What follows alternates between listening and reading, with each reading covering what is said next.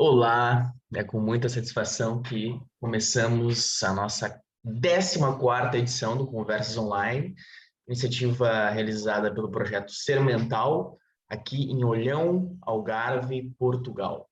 Hoje é dia 21 de setembro, e também é conhecido como Dia da Gratidão. Por isso, o título dessa edição é Gratidão, que significados e qual a relação com a saúde mental.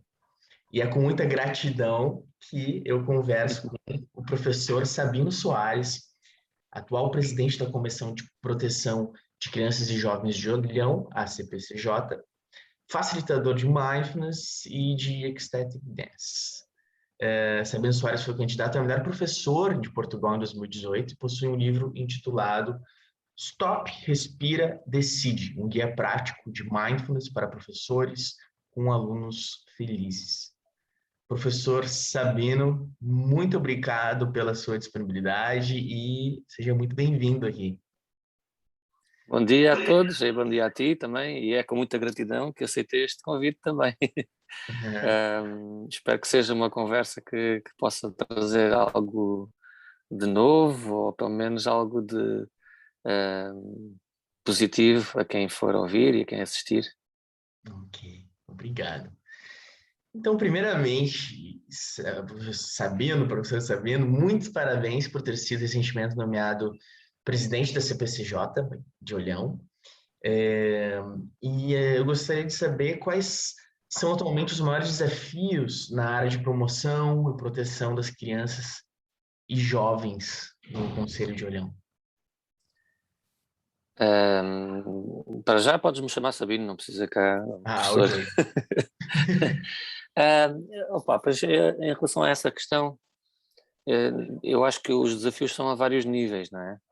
Começando se calhar assim pelo nível mais, vou dizer mais em baixo na hierarquia. A Comissão de Olhão, a CPCJ de Olhão, é uma das comissões em Portugal com maior volume de processos, tendo em conta o número da população, não é? Então isto logo à partida representa logo um grande desafio, porque acabamos por ser poucos técnicos para o volume de processos que temos. Por exemplo, é impensável, não digo que seja impossível, porque a gente tenta fazer o nosso melhor a cada dia, não é? Mas eu, por exemplo, tenho 55 processos. 55 processos, é muito desgastante e difícil até de conseguir acompanhar todos esses processos de uma forma diária ou mesmo semanal. Então o primeiro grande desafio é logo a este nível. A gente costuma trabalhar, até não é trabalhar, costumamos até comentar entre nós lá que um gestor nunca deveria ter mais do que 20 e poucos. Então repara, não é? Isto logo à partida é um grande desafio. Depois existem outros grandes desafios, como que, por exemplo, as próprias famílias, a disponibilidade das famílias, existe este grande estigma em relação à CPCJ. As pessoas sentam-se connosco no primeiro atendimento e logo à partida vêm muitas vezes com 7 pedras na mão, porque acham que vamos retirar as crianças. E não é assim que a gente funciona. Perdão. Sim, a CPCJ em última análise, em último recurso, sim, retira crianças. Mas todo o processo anterior é um processo de acompanhamento, de estarmos verdadeiramente ao lado da família, o que significa, e principalmente ao lado dos jovens, não é? E das crianças, o que muitas vezes pode não significar estar do lado da família, porque às vezes a família tem ideias completamente diferentes daquelas que uma criança ou um jovem necessita para a sua vida. Então também existe este grande desafio, que é conseguir de alguma forma alterar esta mentalidade e este estigma em relação à CPCJ. Porque é muito difícil trabalhar com pessoas que estão com uma resistência enorme a que a gente esteja ali, não é? E se a criança está ali é porque eventualmente existe um problema. E eu digo eventualmente porque há naturalmente sinalizações que depois a gente vê que não há questões a ver, a analisar. E depois, pronto, e depois assim a um outro nível mais elevado, digamos que neste momento chega a ser frustrante o nosso trabalho em muitas situações, porque a nível do Conselho de Olhão ainda existe muito pouca resposta, muito poucas respostas sociais, digamos assim, e eu até diria que não existe verdadeiramente um plano concertado que vise a saúde mental e que vise a proteção das crianças. Quando eu tenho uma família cuja criança e os próprios pais necessitam de algum tipo de acompanhamento, seja psicológico, seja terapia familiar, não é nada fácil em Olhão, tendo em conta até o volume de processos que temos, conseguir, e esta família não tem recursos financeiros, faltava-me dizer isto, não tem recursos financeiros para estar a pagar terapias ou psicologias, não é? Então, a resposta a este nível dentro da cidade de Olhão, dentro do concelho, é pouca, não eu diria mesmo, não digo inexistente, porque não é verdade, existe o Ser Mental, existe também outros projetos, é verdade, mas a capacidade de resposta é pequena. Falta-nos muita coisa, então Sabina, é só isto. gostaria de esclarecer para quem está nos escutando, os processos, o que seriam exatamente os processos? Seria crianças e jovens que estão em uma situação de risco? Ou seria Sim. isso? Não, nós trabalhamos nós trabalhamos na CPCJ com crianças e jovens que podem estar em situação de perigo. De Em perigo. situação de risco existem instituições de primeira linha, chamadas de primeira linha, as escolas, o centro de saúde, pronto. Nós trabalhamos com situações que podem significar perigo. E isto significa que, por exemplo, uma criança ou um jovem em que a polícia é chamada à casa porque houve uma discussão entre os pais e os vizinhos, ou seja lá o que for, ou às vezes até um dos progenitores chamou a polícia porque aquilo estava a tomar proporções elevadas, esta criança pode estar em perigo. Porque em perigo não quer dizer que seja de vida, mas em perigo de ser marcada a nível emocional e psicológico, não é?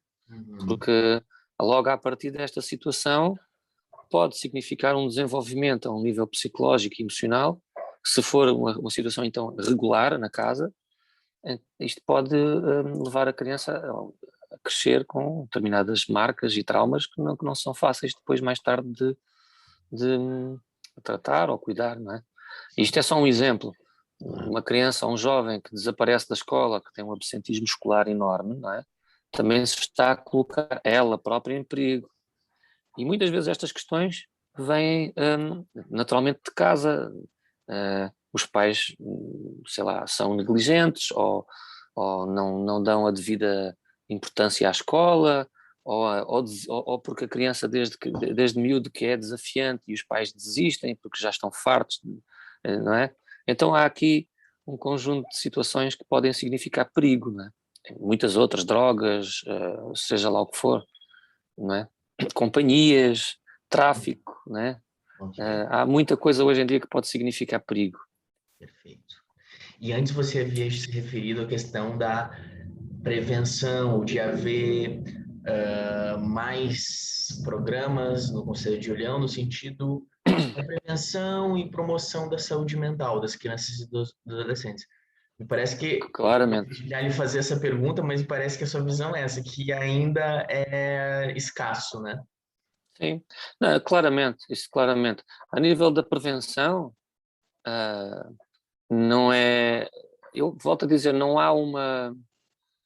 Na minha perspectiva e daquilo que eu conheço, e conheço já mais profundamente as coisas, não há um projeto, um programa integrado, concertado, não é? Por exemplo, há uns anos atrás eu estava como voluntário numa ONG que trabalhava com jovens, não é? E eu fui fazer a proposta a várias instituições aqui em Olhão, uma delas a Câmara Municipal de Olhão. E naturalmente que a gente trabalhava na altura, a nossa intervenção, digamos assim, era junto de jovens a partir dos 14, 15 anos. 15 anos era a idade. E isto significa que estamos a falar de jovens que já estão no secundário, né? No secundário, exatamente. Turmas, a gente trabalhava com turmas na escola e tinha que ser de secundário, porque a turma tinha que ter este nível acima de 15 anos.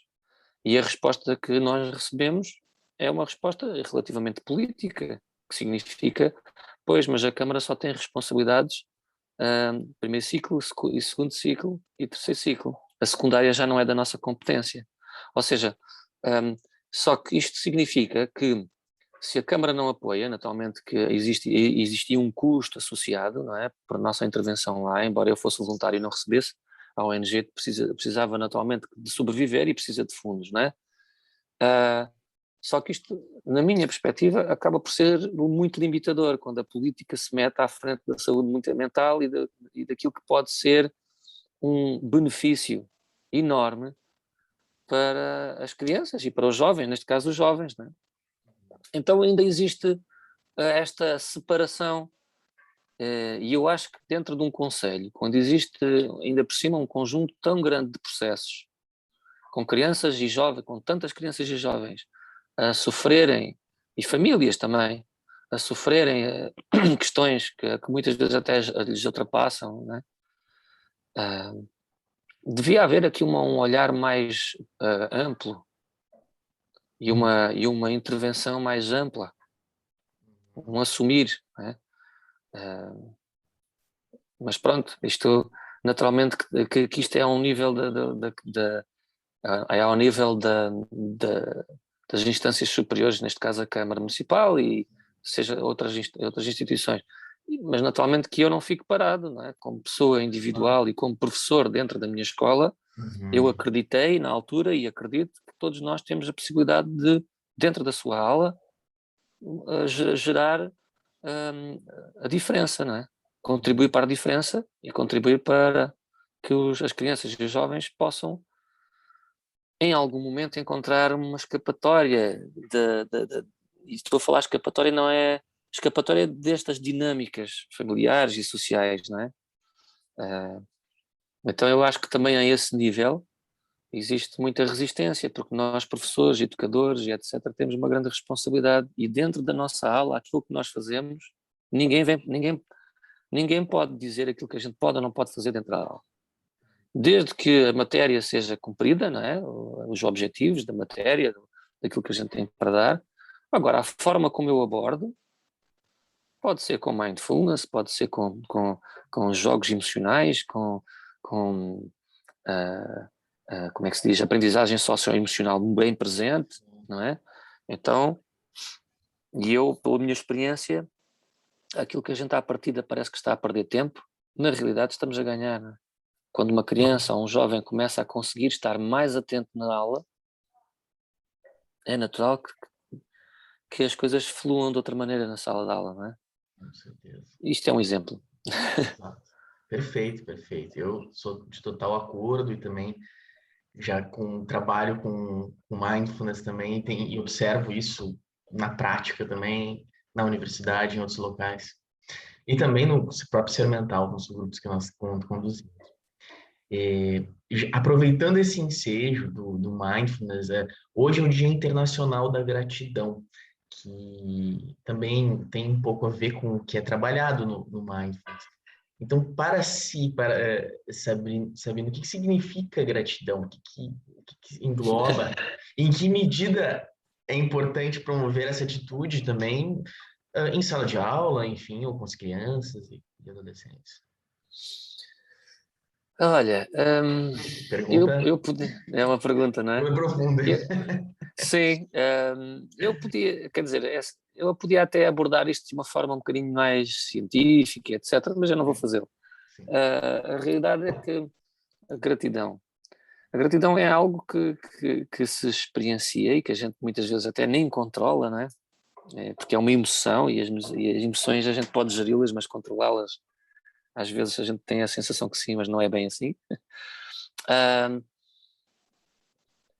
Então a gratidão é uma emoção ou um sentimento, porque são coisas diferentes, mas não vamos entrar por aí,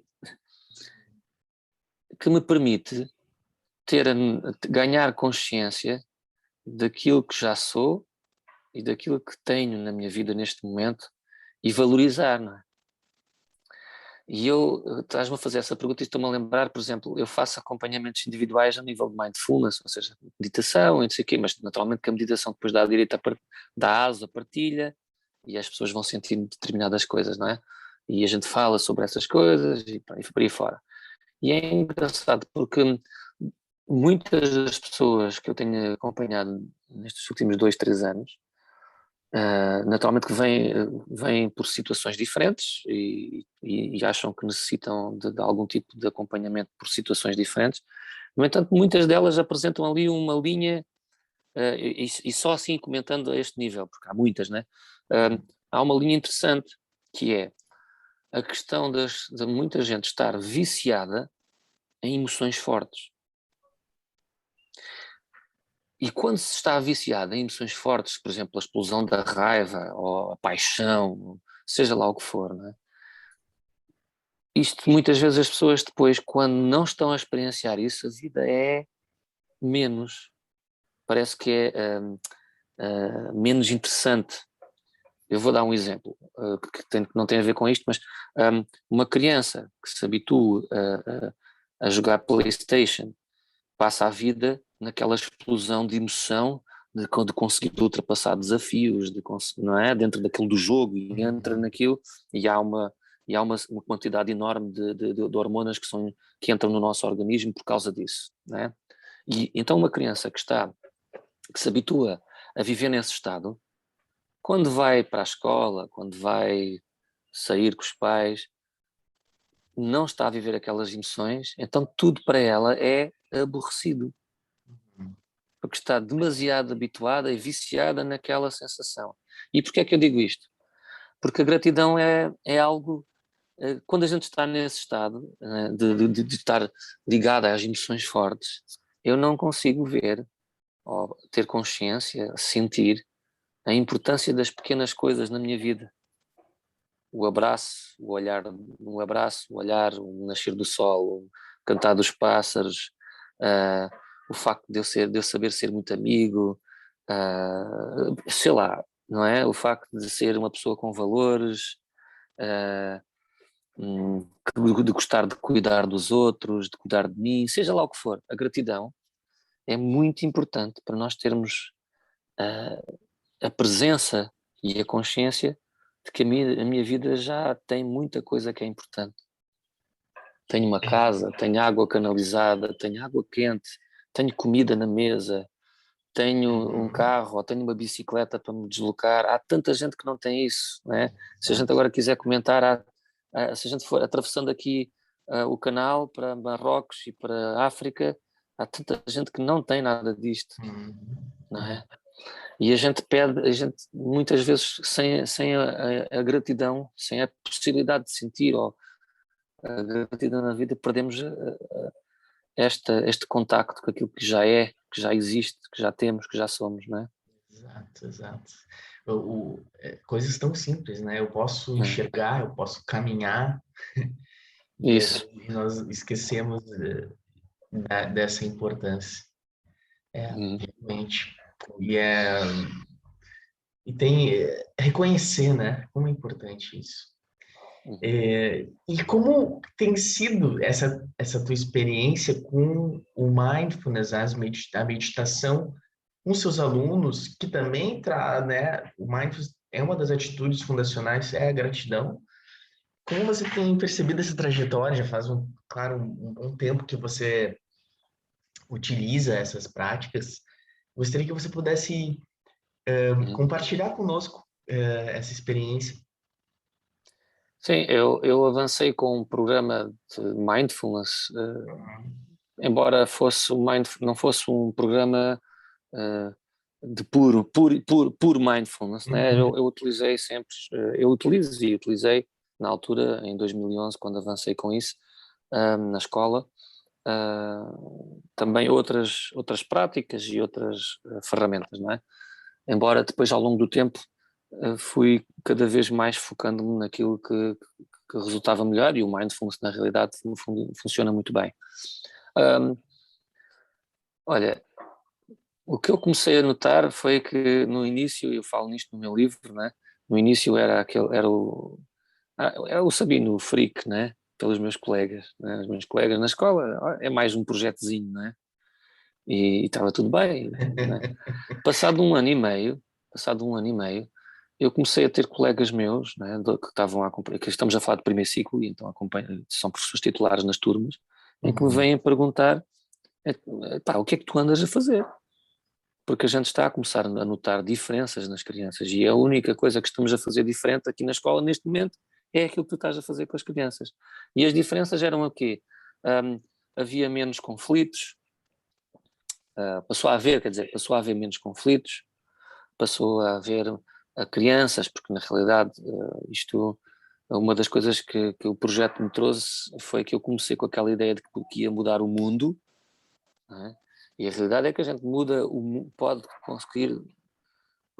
é possível mudar o mundo de alguns, não é o mundo todo, porque há crianças que não estão ainda preparadas ou não estão para aí viradas, e cada ser humano é um mundo, não é? Então uma das coisas que o programa me trouxe, e que esta experiência me trouxe, foi colocar os pés no chão e perceber que não, assim, dentro de uma turma, se calhar eu vou conseguir tocar verdadeiramente 4 ou 5. Mas Os já outros, é muito. sim, Já é. pronto. Então começou a haver crianças mais calmas, com uma capacidade maior de gerir determinadas situações que antes eles respondiam logo com agressividade.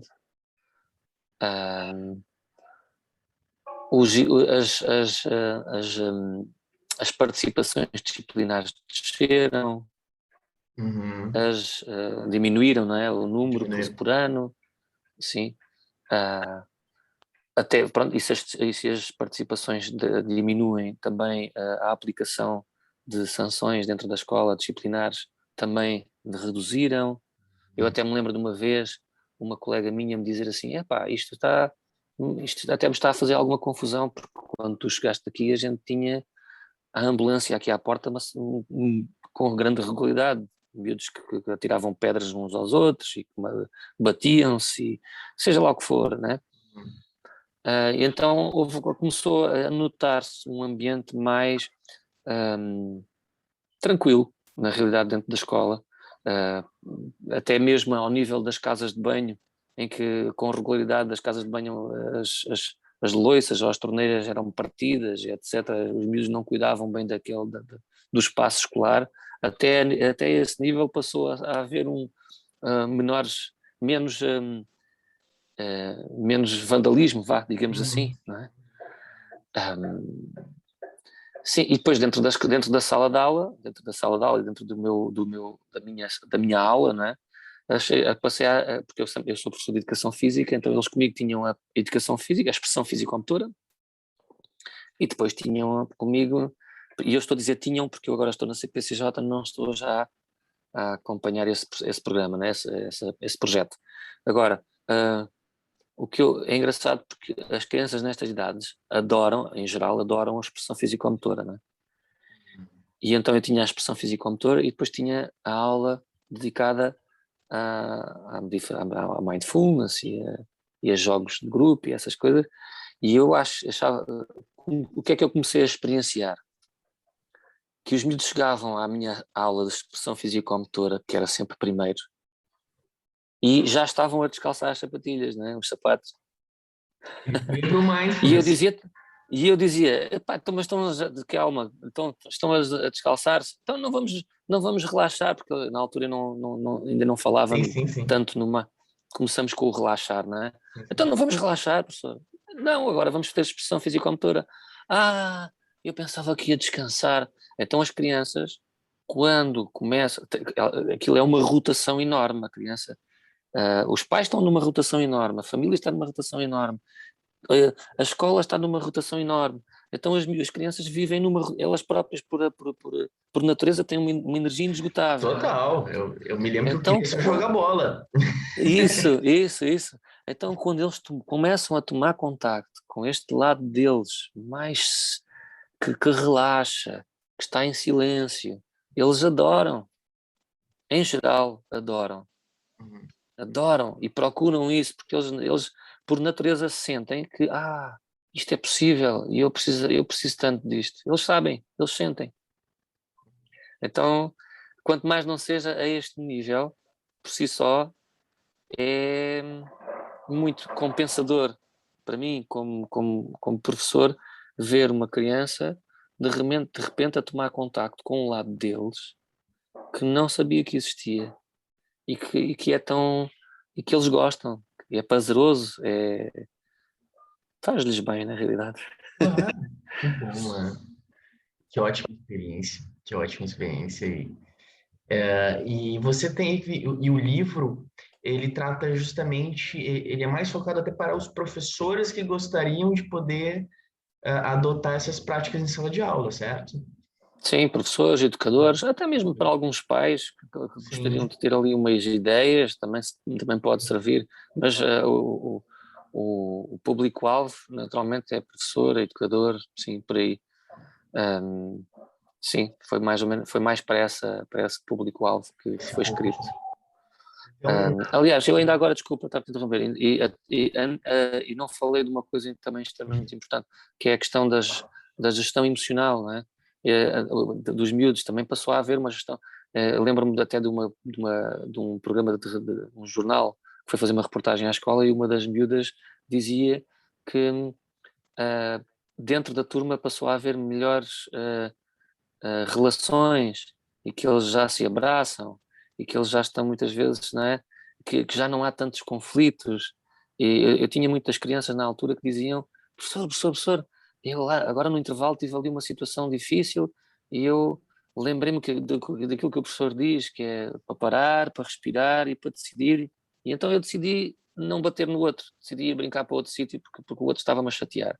Então repara bem, uh, se numa escola cada criança, com 200 alunos, né, cada criança tiver um evento, só um evento, em que pode resultar num determinado tipo de agressividade, não é? Se a cada 10 crianças, 3 delas, vamos lá ver, 200 crianças com um evento de agressividade por dia são 200 ocorrências de agressividade. Se em cada 10 crianças, 3 escolherem fazer diferente, já viste a redução a redução enorme de eventos de agressividade, não é? enorme. Enorme. Não é? Então é um É, bocadinho por aí. É um não, bocado isto. exatamente isso, né? O mindfulness é a gestão emocional, como você falou, diminuição do conflito, de poder respirar e perceber, será que eu quero tomar essa decisão de brigar ou não, de poder escolher, né? Porque às vezes nós somos tomados de assalto pelas emoções, né? Nós não estamos no sobredomínio delas. E essa gestão emocional é fundamental. E aquilo, né? Gentileza gera gentileza. Sim, E também agressividade vai gerar agressividade. Isso é é muito, isso. muito É. importante. E sensacional essa experiência. E como elas se dão conta, né? As crianças Então, percebem isso. então. Agora, precisava de haver aqui um programa que fosse mais abrangente, mais uma vez, não é? Porque Claro, estas crianças saem desta experiência na escola e, no entanto, regressam à dinâmica familiar de sempre, não é? exato.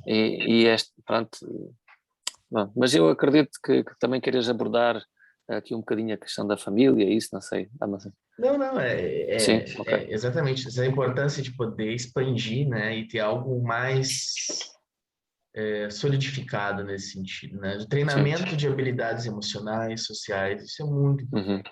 Está É isso. acontecendo aos poucos nas escolas, mas sabemos Felizmente.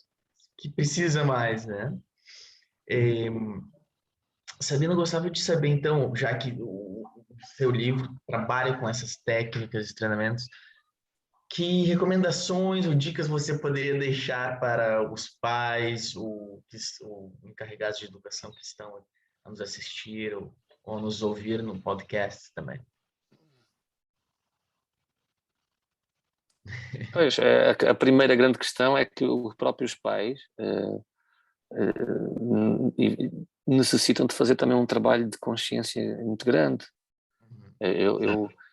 Porque repara, estou-me a lembrar de um artigo, sim, um artigo que eu estava a ler há pouco tempo, que era uma senhora que estava a partilhar uma situação com a sua filha, não é? E eu vou contar a história assim, mesmo encurtando muito. Na realidade, esta senhora estava com a sua filha num parque de escorregas e etc, aquelas estruturas que eles sobem, descem por aí fora, não é? Uma filha de 6 anos, acho eu, não me lembro bem, mas vamos imaginar 6 anos, e ela está sentada no banco de jardim com o seu telemóvel e a miúda a brincar. Então a miúda de repente sobe uma estrutura e depois ficou cheia de medo de descer e começou a pedir ajuda à mãe. E a mãe olhou para ela e diz: então, mas agora tu subiste, agora desce. E a miúda começa a chorar e tal, e a mãe larga o telemóvel, chega ao pé dela irritada porque tira a miúda dali, chateia-se com ela, vai para casa a pensar: caramba, as crianças são mesmo difíceis, não é? Passado 3 ou 4 dias no mesmo parque, a mãe repara que a miúda não está a brincar na estrutura de escorregas nem nada disso. E vai-lhe perguntar: então tu gostas tanto de brincar aqui, porque é que não estás a brincar? Porque no outro dia chateaste-te comigo, não é? E aquilo de repente a mãe diz que lhe caiu, como se costuma dizer, caiu-lhe a ficha, não é? E virou-se para a miúda e diz: pois, sabes, a tua avó, a minha mãe, quando eu era pequenina, andava sempre comigo ao colo e não me deixava fazer nada. Eu não tive autonomia praticamente nenhuma. E eu não quero que tu cresças assim, sem autonomia. E a miúda diz: pensava que não gostavas de mim. E eu: não, minha querida. E a mãe é que não sabia que estava chateada com a avó, não estava chateada contigo. E todos os dias acontece isto. As nossas frustrações, os nossos traumas, as nossas coisas que, não é, que a gente passa para a criança sem qualquer tipo de consciência. Às vezes, de repente, temos determinadas consciências. Então, a primeira eu próprio com a minha filha, não é? Às vezes ela não é exatamente aquilo que eu tenho a expectativa que ela fosse, não é?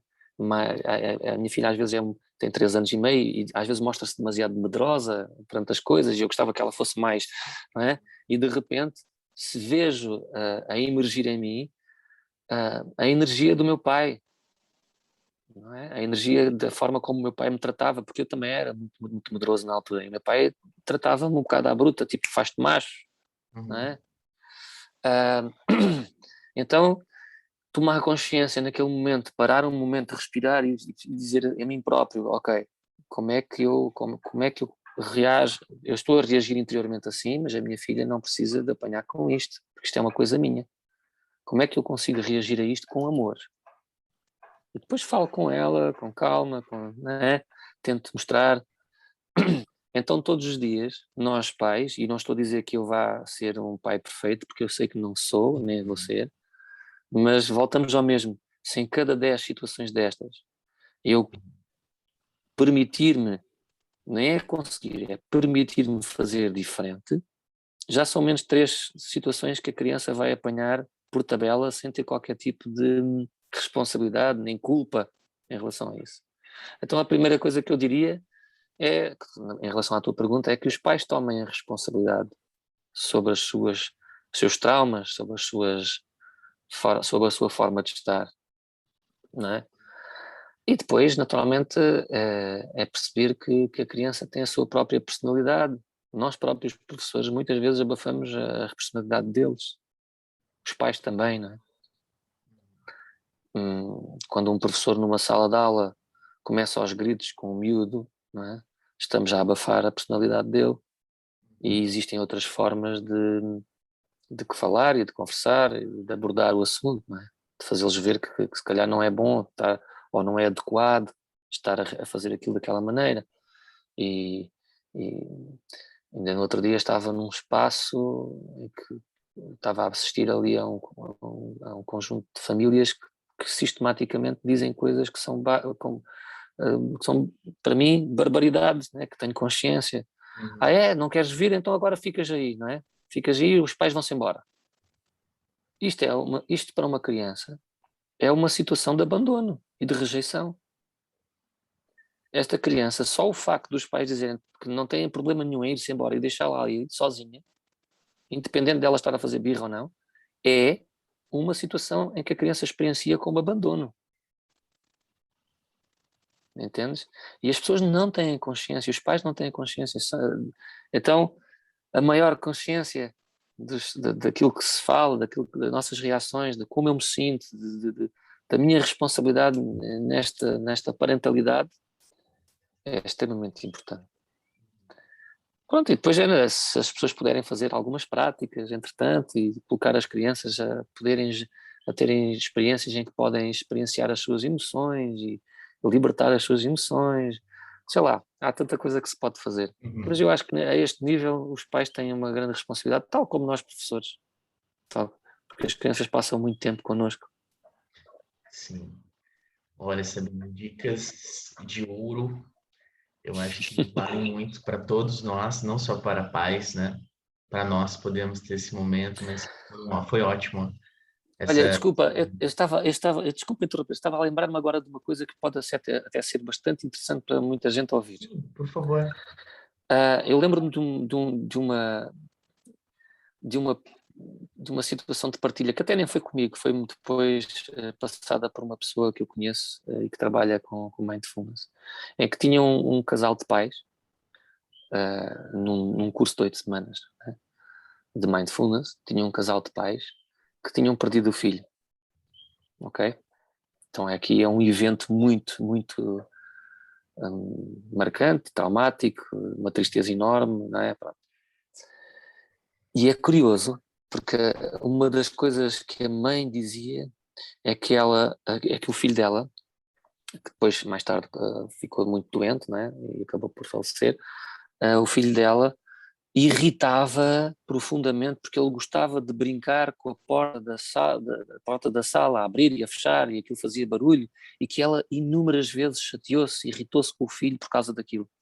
E que hoje em dia, por não ter o filho, que ela própria vê-se, e até me vem lágrimas aos olhos de falar nisto, também. porque ela própria hoje em dia põe-se a abrir e a fechar aquela porta com as saudades que tem do filho.